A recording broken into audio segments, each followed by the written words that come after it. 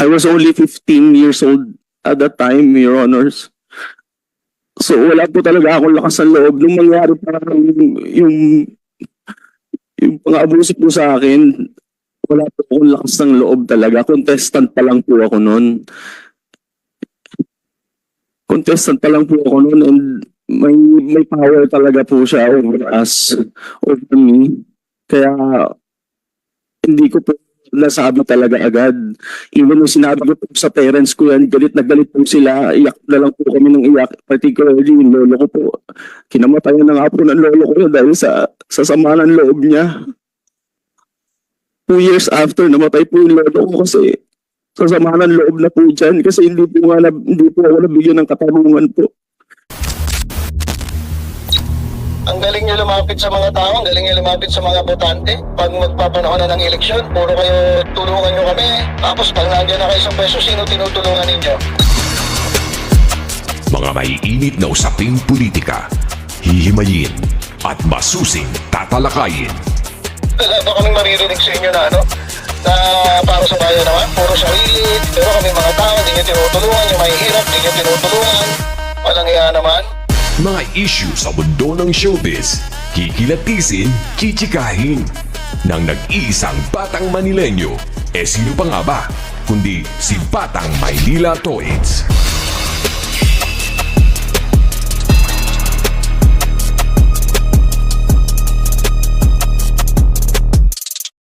I heard that Mr. Gerard Santos is here. Can we just dispose of him right away? Apo. Leading to Sandro Mulak and Apo, kasama po natin ngayon, Senator, si Mr. Gerald Santos. Yes po. Kasama po ang ating si Attorney Ferdinand Topacio. Okay. Good morning po. I heard that Your Honors po. only in Facebook. I heard your rants in. I read your rants in Facebook. Yes po. What happened? This happened 2005. Am I correct? Yes po. You're only 15 years old. Yes po, Oh. Your Honor. Yes, 2005 po nangyari, and nilabas ko po ito noong 2010. Why did it take you 5 years? Dahil po sa takot po, sa kahihiyan, dahil po nung time na yon ay hindi pa naman po katulad ng panahon po ngayon na mas open na po ang lahat. And You should have filed the complaint immediately after that you were sexually harassed. ang nangyari po kasi noon, Your Honor, ay gusto po namin mag-pursue ng legal action, but yung nakausap po naming lawyer at that time, parang tapos na raw po yung prescription period. Okay, assuming that you filed the complaint with GMA, correct? Yes po. 5 years after, Yes po. did the GMA7 take action on it? Wala pong clear na resolution po na nakarating po sa I have amin. my copy here. Opo, Suspended and terminated the services of the one who sexually harassed you. pati po ako At hindi inalis na po nakabalik. nila. Hindi siya na nakabalik. I will not And- mention the name already because you know his name, of course. Yes po. What I'm saying is that GMA7 took action on it. Took action on your complaint. Diba? You wrote to Avit. Yes po, and Correct. Then Attorney you wrote, Felipe Gozon po. Attorney Gozon, Felipe Gozon. Oh, inaksyonan nila, terminate yung services nung musical director. Correct? Yes po. Oh.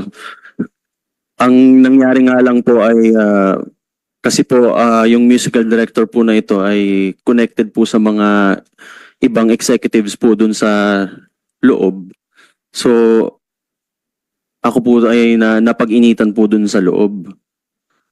So kahit na kumbaga naalis nga po siya, naalis din po ako sa network. Yun po yung nangyari po, Your Honor. O, diba? Umingi ka rin ng release, diba? Umingi ka ng release sa GMA, correct? Release po sa GMA Artist Center at that Yes. time. But we wanted po na maging under the GMA itself. I have a copy here of determination, the document, terminating the person who harassed you. and it was signed by the Senior Vice President, Entertainment TV, Wilma Galvante. Hindi po nakarating po sa amin yan, Your Honor. You want me Hindi to, po you want me to talaga. provide a copy? You want me to provide a copy? Ayan, no? Sorry po. Ibig sabihin, hindi mo alam na inaksyon na ng GMA7. Nabalitaan ko lamang po na wala na po siya sa GMA.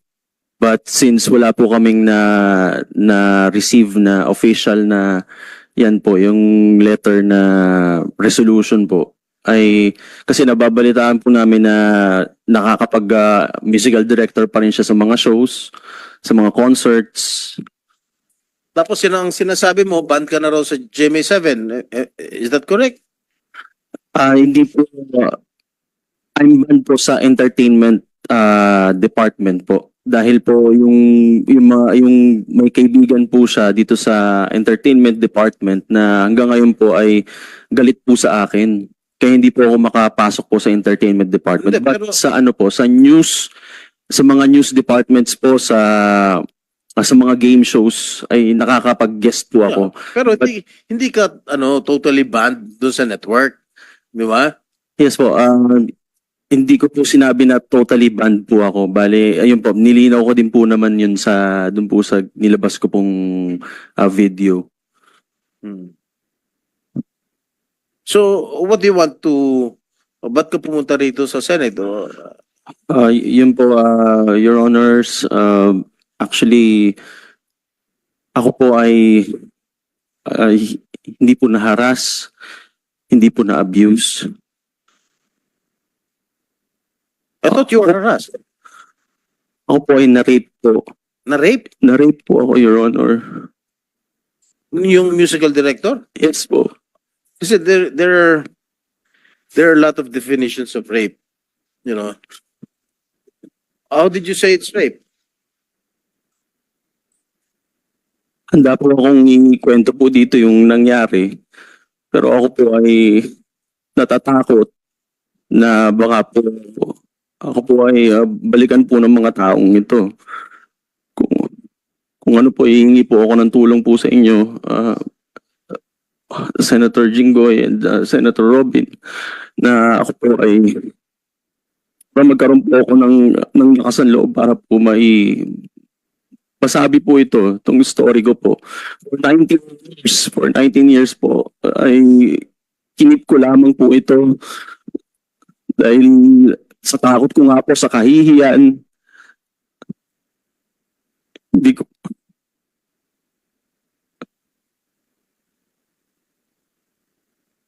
dahil hiyang-hiya po talaga ako, lalo na po nung panahon na yun dahil nung binulog ko nga po ito noon, yung mga nandun po sa loob ay parang dinidismiss lang po nila yung sinabi ko na parang mag-move on ka na lang kasi kalakaran yan dito. Nililabel pa po nila ako na homophobic daw ako kaya ako nare-reklamo yung tao.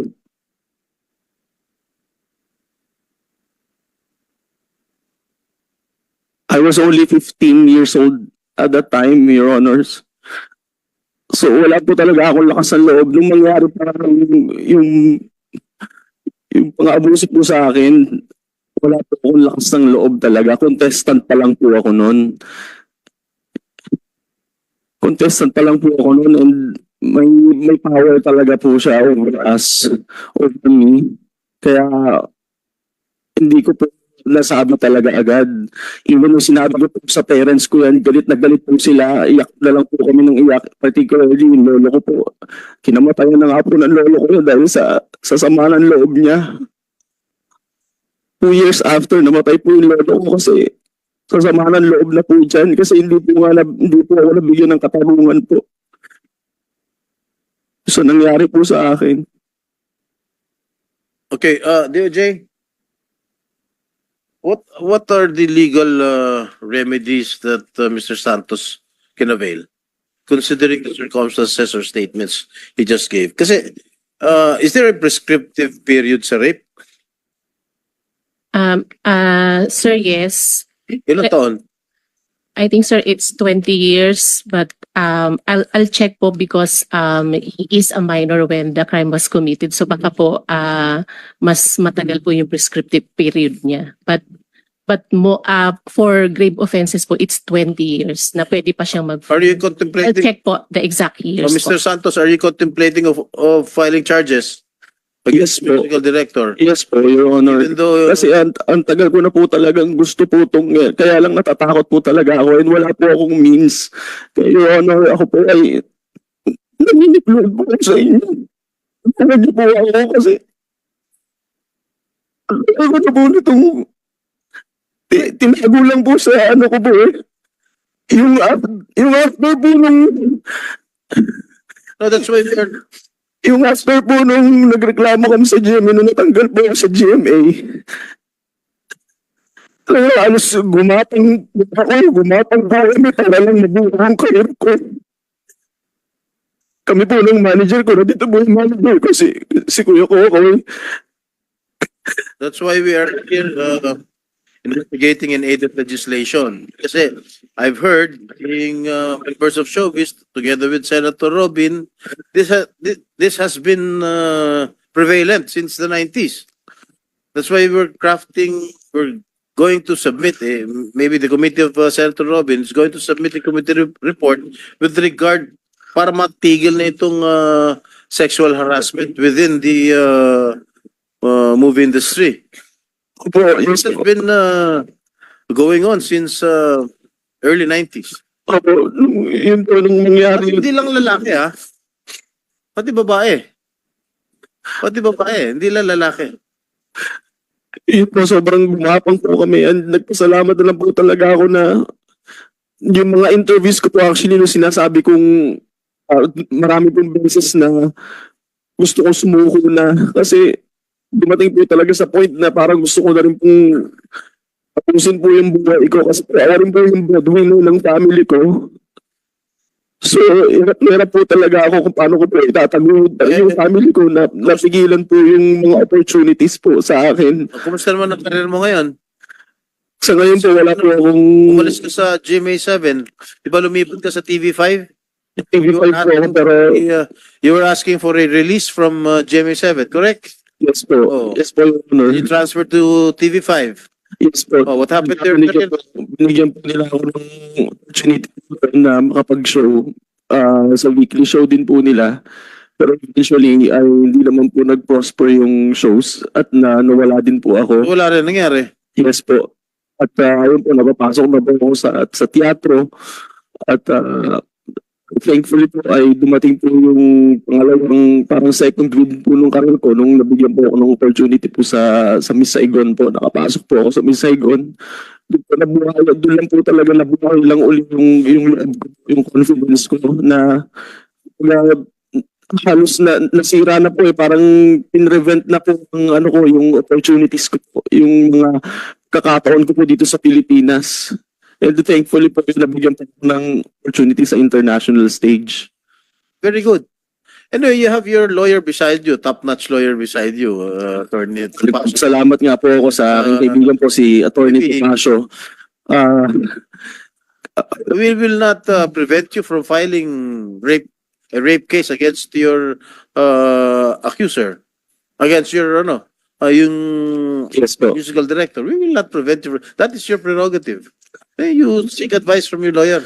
Po kasi si attorney po ay talagang binigyan lamang po ako ng oras po ngayon at siya po ay legal counsel ko for now, but after this po ay talagang ako po ay kailangan ko pong humanap po ng aking legal counsel for the case po. At sana po ay matulungan niyo po ako, Senator Jinggoy, Senator Robin. Ako po ay nakikiusap po sa inyo dahil ako po ay natatakot po dahil na-prevent po nila yung aking pong progress ng career po dito sa Pilipinas. Ngayon po kung magsasalita po ako, hindi ko po alam kung ano pong kaya pa po nilang gawin. What do you mean na-prevent yung progress mo sa network? You were the one who asked for a release. Di ba? Ikaw ang gustong magpatanggal sa GMA. And then, may sulat eh. May sulat ka eh. Signed by your lawyer. Release lang po ako nun, Correct.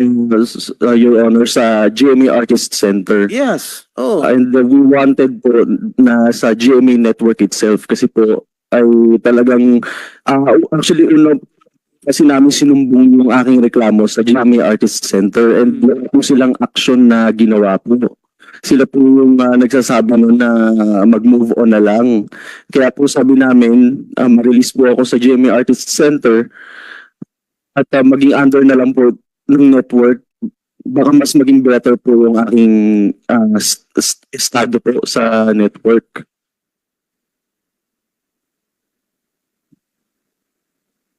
I have a copy of the letter of your lawyer. Notice of rescission of GMA Artist Management Agreement. Ikaw ang gusto magpa-release eh. Oh. Sa Artist Center po, sir. Di ba yun Your Honor. ang bumubuhay, yun ang nag-build up sa mga artista, yung Artist Center? Po, pero Tama ba? may mga artists po na under GMA network itself po. So nagpapa-release ka sa Artist Center. Papunod po sa artist management nila. Pero pwede pong under GMA network ka po at that time. Sinisi mo po, unfortunately, GMA has failed to perform its obligation under the agreement as discussed in Mr. Santos's letter dated February 9, 2010. On the basis of the above, our client has decided to rescind the agreement. Oh.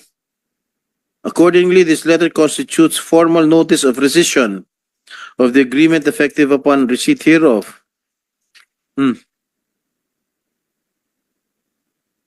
Basta ang pagkakaalam ko, ikaw ang gustong umalis sa GMA Artist Center, basta inaksyon na ng GMA yung reklamo mo, tinanggal yung musical director because of yung charge mo na you were sexually harassed. Yes po, pero yun nga po, sa GMA Artist Center lang po. And sinabi po namin sa letter na gusto po namin sa GMA network maging under po ako. What did they say? Wala po silang sinabi. Basta nirelease na lang po nila ako. Anyway, may you have your lawyer there beside you. You can seek advice from your lawyer. If you want to file rape cases, a rape case against the musical director, that's your call. That's your prerogative. Yes po, Your Okay, Honor. we Salamat po. continue. Thank you, Mr. Santos. Salamat po.